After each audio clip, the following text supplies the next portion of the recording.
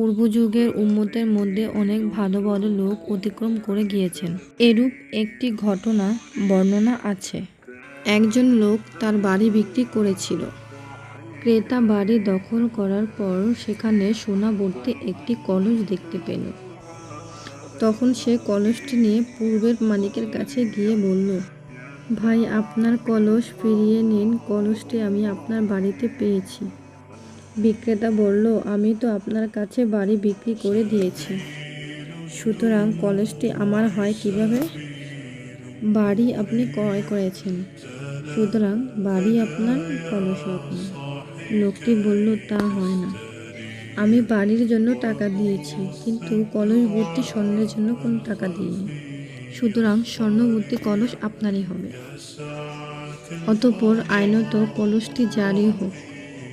এই ঘটনা থেকে তাদের একলাসের এক জ্বলন্ত চিত্র ফুটে উঠেছে।